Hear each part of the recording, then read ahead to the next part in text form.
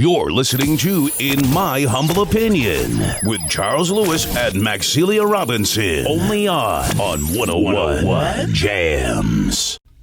And we're back, family, on In My Humble Opinion with yours truly, Charles Lewis and Mrs. Maxilia Robinson. As always, Miss Max, how you feeling? I'm doing all right today. Doing all right. Good. So we're gonna keep things going. And next up, we have the poet, the teacher, the public speaker, the winner of last year's TEDx competition, Mr. Bernard Hankins. How are you, sir? What's going on, Charles? Thanks, Max. Thanks for having me. What an introduction, right? That's right. See, he said it like he was bringing out the champ. See, I set it up. That's right. In this corner, Bernard Hankins. That's right. So now that TEDx piece. Now remind us, tell the listeners about. Let's start with that. That particular competition that you entered in. Tell us about that and exactly what it was that you accomplished there. So if people don't know TED is a national thing, which is technology, entertainment, design, where people give these talks online and they have a big conference. Mm-hmm. But then if you're a city, you can have a local one and you can call it New York X, Charlottesville X, whatever X. Mm-hmm. So every year, for this is the third year Charlottesville's been doing it, and they have a open mic where people in Charlottesville can submit a 2-minute talk, and then if you get to the next round, you come on stage at the Jefferson and you compete for audience to get a chance to speak at the TEDx conference that was in November. All right, good stuff. So I was going to save this to the end, but since we're talking about it, can you give us a little excerpt of how you won? Yeah. Can we get a little piece? Well, I didn't see you want me to perform, which is fine, but I have no problem performing. But okay. But I didn't actually perform. Okay. But you just want me to do some performance, so I can go ahead. Well, listen. For our listening audience is not familiar with Mr. Bernard Hankins. Says it like there might be a small monetary fee to have him. Yeah, I had a feeling. I thought that was coming up too. He said, normally, I don't freestyle because my style ain't free. Well, yeah. But for those that don't know Bernard Hankins, everybody knows how artsy and artistic this young man is and how intellectual he is. And so I know, like, whenever I see him, I always got to see, is he playing the drums today? Right. Is he on the microphone today? What does he got going on? But since we're early in the show, how about I let you warm up a little bit? We'll save that for a little later. Well, I'm definitely gonna do something. Trust me, I got no problem performing. Right. But what I basically talked about, you can go to BernardHankins.com. That's HANKINS. It's my last name. So the TEDx talk is up now. But I basically talked about how imagination is the cure for discrimination. Because if you look up the word empathy in the dictionary, it actually says an imaginative projection. So in order to have empathy, you have to be able to imagine yourself as another person. So it's basically how creativity and the arts are the only possible way to actually understand another human being and get inside their head to be able to break down walls between us to then engage one another. So while people are doing all this sort of analytical way of approaching how to know one, it's like you can't know someone analytically. People are not robots. We're human beings. So we have to use artisticness and creativity to get into one another's minds and hearts, emotions. I feel that kind of meeting everybody at their level, and their level may be different on different days. Exactly. That's why we're not analytical. Exactly. I can definitely dig that, man. And so I know particularly you have a good program, great program going on that you helped start over at Piedmont. But before we dig into that, though, to sort of set it up a little more, how about you tell us a little more about you and I know some of the entrepreneurial things that you have going on in general, and then we'll scale it down to the class at Piedmont. But tell us more about your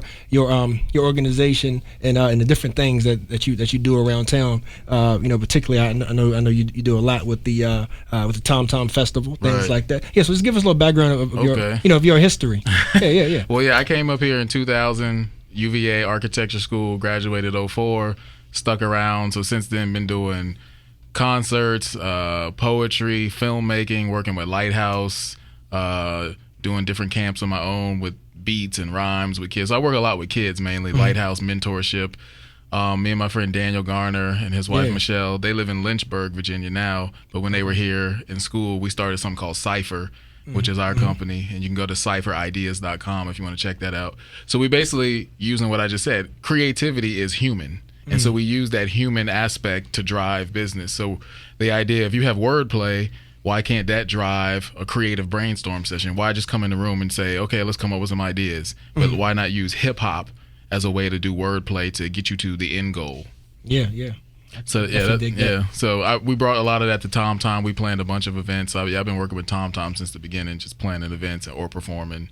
Good stuff. Yeah, I remember the inception of that as well. That's good stuff. And you and I were having sort of off the air conversation too about that. About how your teaching style, definitely draws that connection that we have as a people, so to speak.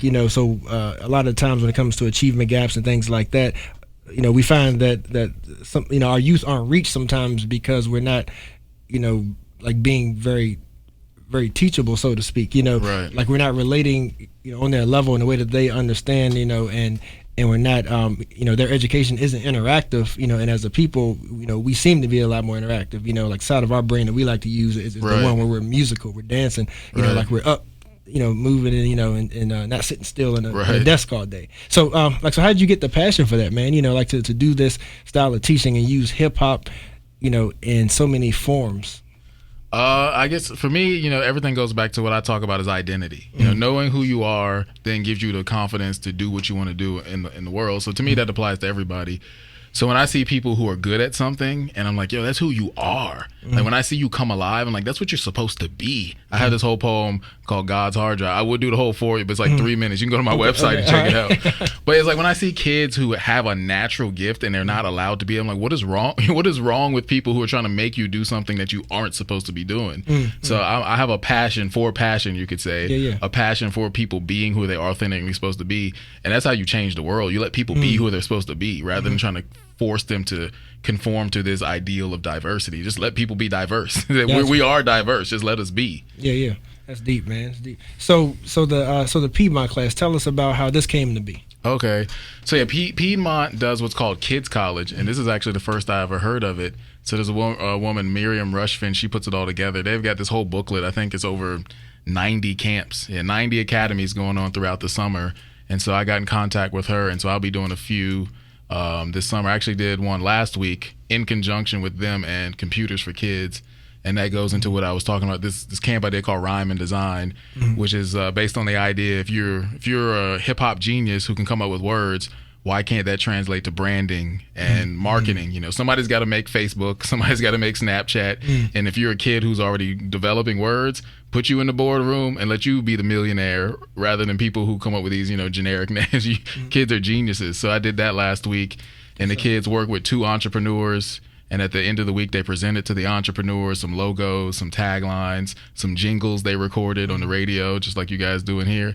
And then we pay the kids in this particular camp that I did. So you can feel that incentive of not just, hey, we finished, but hey, we got paid. You do work, you get paid. Okay, cool. So now, as far as finding more out about this, and is there certain prerequisites or qualifications to be a part of the class? What dates does it run? Things like that. So I've got 2 more coming up that I'm leading at PVCC. If you go to pvcc.edu, I'm sure if you look up Kids College, you can find it. The 2 I'm actually doing 3 if they fill up.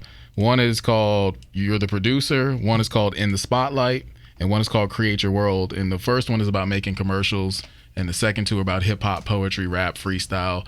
And they are paid. You do have to pay, but there are scholarships available. So don't let the payment stop you. Find out about the scholarships, because I did talk to them. And they said they want people to apply, especially if that's a hindrance. Right. Okay. And is there a deadline for applying? It's usually up to the week before. The 2 I'm doing are July 25th through the 29th, and then August 8th through the 12th. So I think up until the week before, they're still accepting. And I think even if you come in the day of and I really, really want to do it, they might let you into those. But yeah, definitely sign up. All right. Yeah. Now, let me ask you, because what you just mentioned, about branding and about us, sort of reclaiming and owning our hip hop culture and coming up, with that next big thing, whether it's the next Facebook or what have you.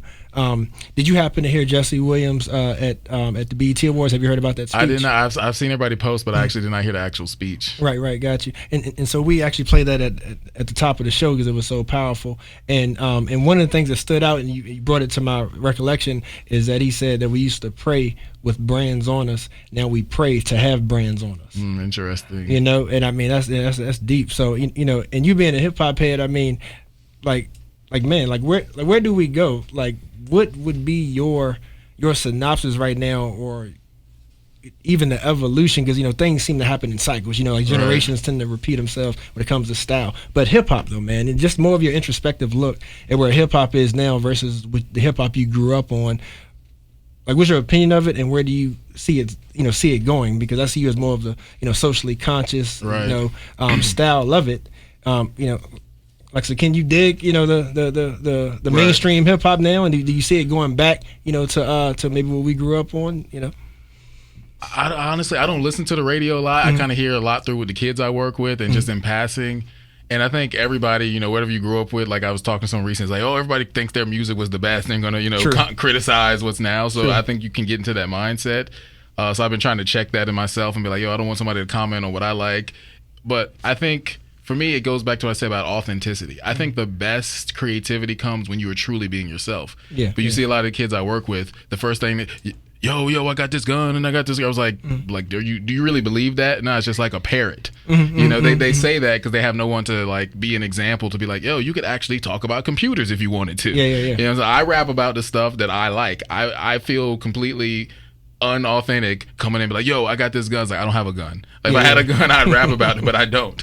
So gotcha. I think it's more than anything is when you find the root of who you are and your identity, that creativity then comes from that, and then it will be authentic. And I think it's beautiful when you see people being who they are. I mean, I think people love Kanye. Kanye doesn't try to be someone. Like, he talks about sneakers and the Medici family. I'm gonna be the best fashion. Like, people like him because he is authentically being who he is, and he's unapologetic. Right. Yeah. So I think if you want to see hip hop change to what it could be, you just should let people again like truly go where they want to go and don't criticize, that's not hip hop, it's not from the streets. It's like, what if you didn't grow up in the streets? Are you not supposed to record hip hop? I didn't grow up in the streets. So am I supposed to deny like that I love beats and wordplay? No, I engage it to my fullest and I talk about what I know. So I think knowing who you are and talking about what you know is the way to like make things refreshing. Yeah, and I think Kanye is a great example because you can sort of see his evolution, and there's been phases of his life, so to speak, that he, portrayed through his art. And at times people don't like it, people don't necessarily agree, with that, but you definitely can see that, him starting off, as a backpack MC and then, kind of becoming the, like the pop icon that he is now, for better or for worse. And one other thing too is that, like, some people talk about the mainstream part of it, like they don't like how mainstream hip hop is being portrayed, but there's always a variety, and I like to remind people of that. If you don't like what what the commercial radio stations are playing, there's always the online streaming engines. There's that's dedicated to underground hip hop. I mean, like I heard you mention about if you love computers, rap about computers. Like so you have that subgenre called nerdcore. I bet you most people haven't even heard of nerdcore. There's 2 documentaries on Hulu about that. So so that hip hop has gone beyond that I think even with the founding fathers even imagine. So it's always out there for our founding, for my generation. So so once again, tell the folks the name of the class again, where it's at, and and the date of it, so they can hop on those smart devices right about now. Yeah, definitely go check out pvcc.edu, and that's called Kids College. You're the producer in the spotlight and create your world of the 3 I'm doing. And I've also got another camp, a couple camps. If you go to Dreams Made Real Adventures, dmradventures.com. That's another friend of mine. She does acting camps for kids, and that has scholarships available too. So we're doing a wordplay camp using hip hop to get into screen. So she loves Hamilton. She went up to see Hamilton. So you're seeing all this stuff come to light, acting and hip hop. So we're doing that too. That's definitely and one thing. That'll be in August and July too. That's one thing I hope I can catch is Hamilton. Oh yeah, definitely. I saw an article said it's supposed to be online at some. Well, PBS, it's going to come on PBS at some point, the full thing. Okay. So I'm definitely going to check it out too.